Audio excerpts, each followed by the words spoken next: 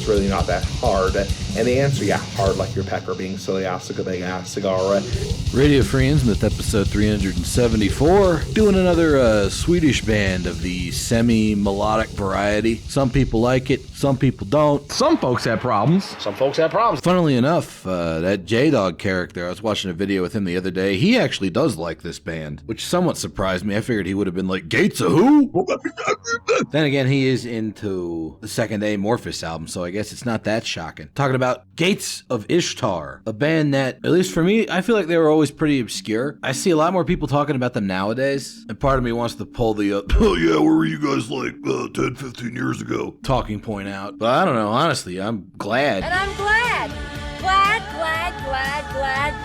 That there's a lot of people finally into these guys, because they're pretty great. And unlike a lot of the stereotypes surrounding bands of this ilk, they're not from Gothenburg. They're from Luleå, which is kind of an underrated old school Swedish metal scene in itself. There's a lot of cool bands coming out of there that had interesting connections to each other. Stuff like the Everdawn, the Moaning, Battle Lust. Kind of reminds me of Avesta in that regard, which was another city in Sweden that wasn't Gothenburg or Stockholm. It had its own cool cadre of bands back in the day. Uncanny Fulmination, Interment, Moondark, Sentinex. You know, the real shit, the good shit, the sick shit. Stuff for the real metalheads, not for the posers. Section 24, subsection B3, no pufters allowed. Wide variety of styles going on up in Luleå. All different kinds of black metal and death metal. But for a lot of these bands, there is one unifying factor outside of geography, that being a drummer from, Jesus Christ, 9 hours to the south, down in Uppsala. It's a lot of bus fare. Oscar Karlsson. Perhaps the most underrated Swedish extreme metal drummer. Not only was he doing cool stuff up in Luleå with the Everdawn, Shaitan, and Gates of Ishtar, he was also the drummer for Defleshed on their demos, and for The Almighty Sarcasm, who really need to get their own RFI episode one of these days.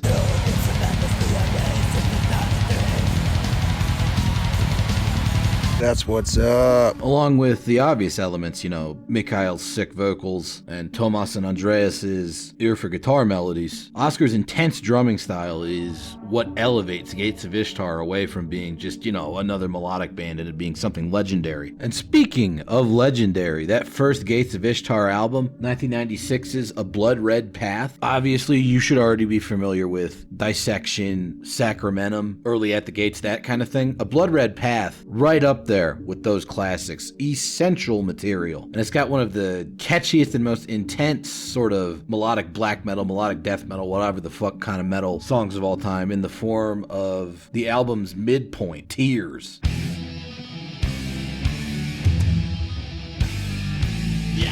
I mean, that main riff that you're hearing right now, obviously fucking spectacular.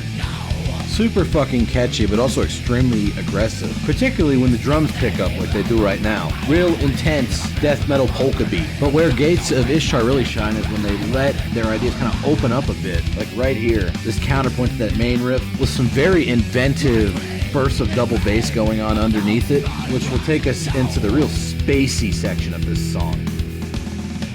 With this particular riff set here being quite interesting, one guitar doing a very cyclical melody, the other guitar kind of doing these hanging accents, which then tie together into a more intense end point, punctuated with a drum fill. Then it comes back around, the harmony's been expanded upon, the guitars are moving outward, before then tying themselves back together again with that cool kind of end point, leading into another drum fill. This sets them up with a platform for some lead guitar shenanigans. And because it's 90s Sweden, the guitar solos on this album are fucking fantastic. Which was the style at the time? You put all that together, you got yourself a classic, catchy, short, punchy, melodic death metal song. And if this album was full of nothing but that, it'd still probably be a classic. But what really sets this album apart, and kind of what sets most 90s death metal apart when it's done properly, is the sense of adventure. Because they try all kinds of wacky different shit on this album, and most of it lands pretty well. For starters, the album opens up with a 2-minute long instrumental. Which was the style at the time? But it's not just some acoustic intro or some repeated lead guitar line. It's kind of a full entity onto itself. Actually reminds me a lot of In Flames. Oh, brother, this guy stinks! Surprisingly, during my hour-long coverage of In Flames, I didn't really get that much of a chance to talk about how many sick fucking instrumentals they had. During their golden age, you usually got at least 2 per album. They'd be full of cool shit like...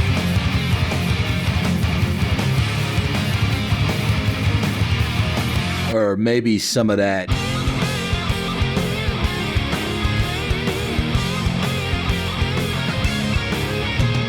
type action, maybe even a little bit of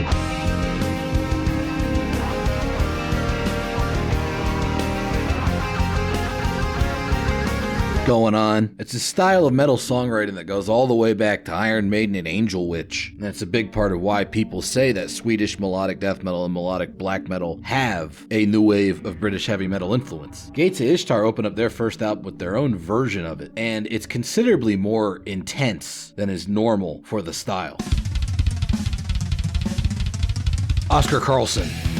Then you got this super aggressive riff. Almost seems too aggressive for an instrumental like this, but they kind of dance away from it in a very playful sort of manner, where the guitars drop out and you're left with just Niklas Svensson's bass and Oscar's drums. Then the guitars come back in and it's this heavy fucking epic triumphant sort of palm muted riff, which develops into a riff set of its own that kind of unfolds from that initial melody that started the song out. And it's here you could see why this isn't your typical sort of instrumental. It is sort of a song idea unto itself, kind of a Vorspiel, an overture, letting you know what's going to be coming on this album. Eventually, the death metal and black metal intensity recedes, and you get this sort of slow-burning guitar lead. It really just does a great job of setting up the whole album, and it's like, the riffs in that instrumental are so good, most bands would have made entire songs out of each of them. But here, it's just kind of a little taster dim sum menu, letting you know what's going on in Gates of Ishtar's restaurant. And what's going on in there isn't just those catchy melodic death metal songs like Tears. You also got some more expansive stuff, like my personal favorite song on the album, Into Seasons of Frost. This one's got a whole lot more tempo variance to it. It starts out almost kind of ophthalmia, catatonia-ish, with the slow melodic guitar riffs and the loud drums. From there, as you would expect, it speeds up a bit towards more of a standard melodic black metal kind of tempo, adding in some extra guitar harmonies. But then they really fucking cut loose with some crazy shit. Like, you're not gonna hear this level of blasting with In Flames, Dark Tranquility, or honestly even Dissection. That's what I mean when I say that Oscar is really important for making this album unique. In addition to all the guitars, which are obviously great as you're hearing. Parts like this where I'm like, are they even melodic death metal? This just sounds like straight up black metal to me. Intense as fuck. Even going into that riff change, no drums under it, but it's still super fucking unholy sounding. Just intense old school Swedish blasting black metal. You could call it Northcore if you're a nerd! And it manages to coexist with melodic death metal and even some kind of proggy sounding stuff. Like right here, this whole section sounds like it could have some Dan Swano involvement. Surprisingly, it doesn't. And the way they tie it back into the more extreme stuff is pretty neat. How neat is that? Like, that shit was just slick as fuck. I wouldn't call this a wimp out at all. It's just more of the song taking you on a long journey. Particularly when the drums speed up a bit, the vocals come back in. It's all still heavy despite the incorporation of these clean guitars.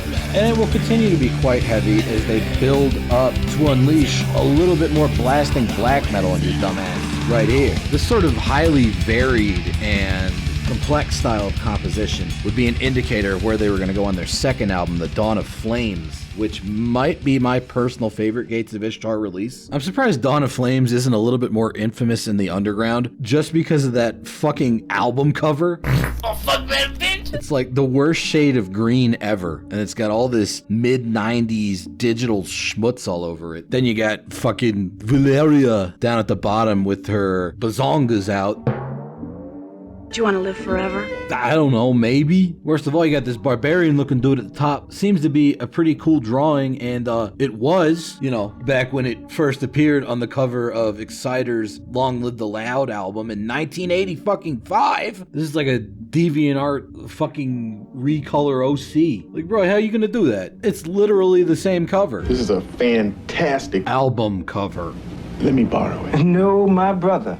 You've got to buy your own. And the worst part of all of this is apparently the band didn't even want to use this cover. It was just kind of thrust upon them. When the album got reissued, they made it much more in line with the aesthetic they were going for. They kind of brought back the cloaked figure from the Blood Red Path album cover as sort of a mascot. He's on all their album covers now if you look at the reissues. Musically, this album is pretty fucking flawless. It's got one of my favorite epic black metal tracks of all time, and I'm not using epic like, oh, epic gamer. But I got the A+ on that test because it's a big mess.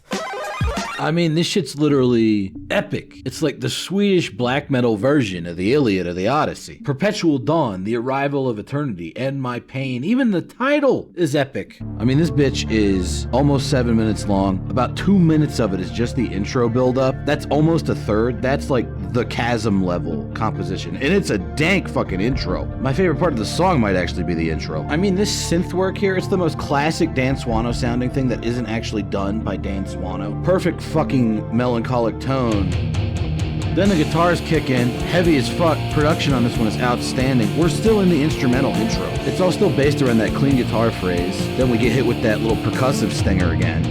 Keyboards come back, and it's Dan Swano type stuff again, not actually done by Dan Swano. Maybe even more Swano than Swano. Then the speed up hits you, and it's the coolest shit ever.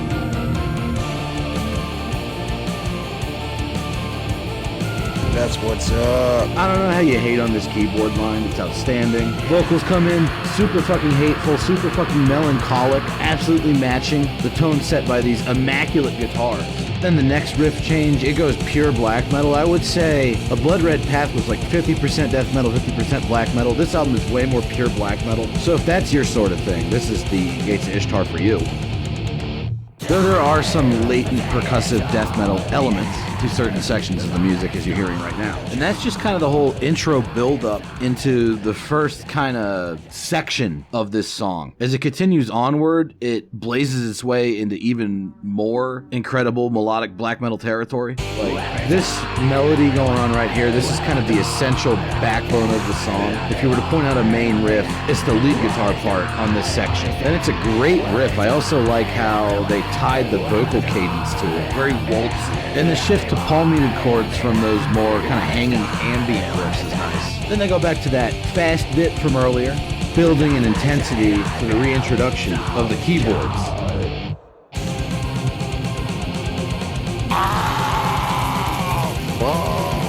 I can't stop coming. I just fucking love this keyboard line so much. And of course, since it's 90s melodic black metal from Sweden, it's gonna have dope fucking solos. Really heavy emphasis on the pentatonics, almost kind of bluesy in that regard. Reminds me a lot of the soloing on the second Unanimated album. Maybe even a little better than that. I am no heretic. You lie. Look, I'm just saying, it's really fucking good. And while the album does generally have this very melancholic, neo-romantic sort of tinge to it, they don't have any problems letting loose and getting really aggressive when they need to. Like a decent chunk of the title track of the album is just all fast, aggressive black metal. The one big flaw in this album, for some people, might be it's not Oscar Carlson on drums, but I think his replacement, Henrik Olberg from Battle Lust, does a pretty good job of mimicking the style. Given that this is the album's other long song, much like the opening track of the album, it's gonna have a lot of different sections to it. Like this bit right here, some palm mute heavy melodic death metal to contrast with the black metal blasting,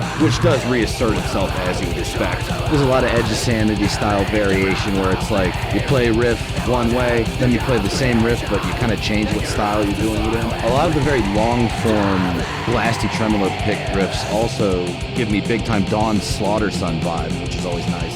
But like with the first track, one of the most standout features on the title track here is the keyboards. These keyboard accents really make the album for me. Somewhat comparable to Verathron's Lament of Gods EP in that regard.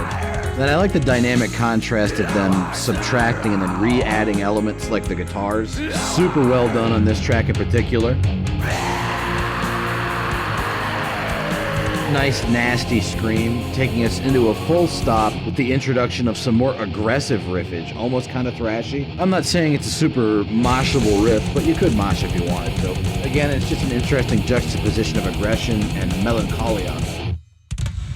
and back into the black metal blasting. As I mentioned earlier, depending on when you ask me what kind of mood I'm in, this might actually be my personal favorite Gates of Ishtar release, but all three albums are great. Speaking of which, the third album, a very simplistic way to describe At Dusk and Forever's place in the overall Gates of Ishtar chronology would be to say that it is their slaughter of the soul, which would make the first two Gates of Ishtars, The Red in the Sky Is Ours, and With Fear I Kiss the Burning Darkness, respectively. Personally, I don't find that particular comparison to be an exact fit. I think a more nuanced and accurate take would be to say that earlier Gates of Ishtar was Silence of the World Beyond, and then their last album is The Only Pure Hate. And if you understand that comparison, congratulations.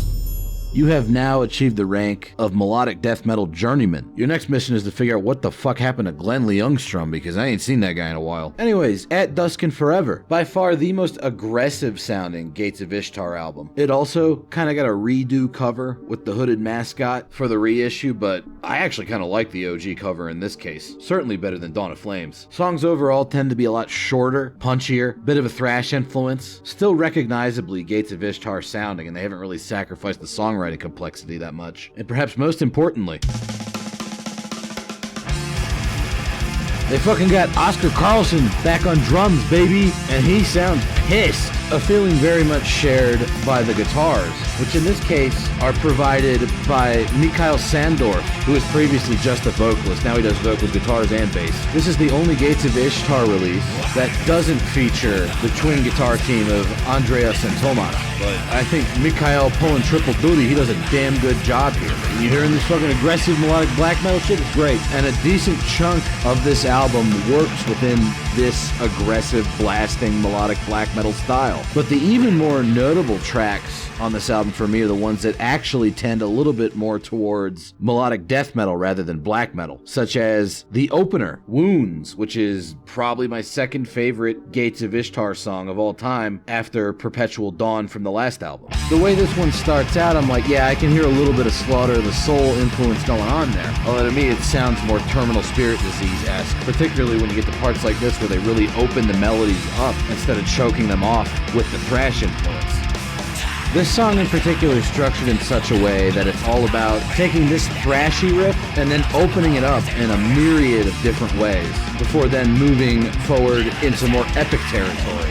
Like right here, they're really going to turn up the aggression with some nice chug riffs. Almost sounds like early Monomarth, but in this case, I like it a lot more than early Monomarth. And then the counterpoint riff to that thrashier riff from the beginning, this melodic bit right here, fantastic. But the benefits don't stop there. But then you get this even cooler part that's a counterpoint to the counterpoint, with this newly introduced melody spinning off into an entirely unique direction.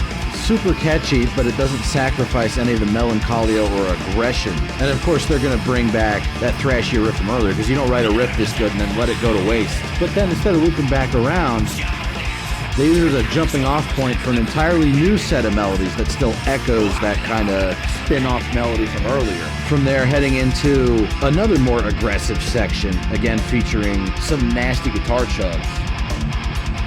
It's like that 70s Judas Priest palm-muted gallop thing, just brought up to a death metal level of intensity. And it really fucking makes this song and this album work for me. And that's the cool thing about Gates of Ishtar is they got 3 albums, they're all classics, but they all have very different sounds from each other, while still being recognizably the same band. And apparently, Mikhail has gotten the band back together again with the original guitar team of Tomas and Andreas. Unfortunately, no Oscar Carlson, as he passed away in 2016. 약간 잡다한 것들이 다 들어가 있어요. 어디에 넣기도 애매하고. Jesus, I didn't even think of that. Last week we covered Imprecation. This week, Gates of Ishtar. 2 dead drummer bands in a row. I swear I didn't plan it like that. But what you should plan on doing is getting yourself all 3 Gates of Ishtar albums, because as I've hopefully adequately demonstrated over the course of this episode, they're all absolute classics. Essential melodic death metal, melodic black metal, melodic whatever the fuck you want to call it. They're great! Hopefully I managed to convince you of that, but hey, even if I didn't, thanks for listening or watching or whatever you did, and I'll see you next time. It's not perfect, but it's okay in general. So that's pretty damn good, pretty damn nice. Saying damn a lot, yeah, damn, what the hell. So enough of that crap.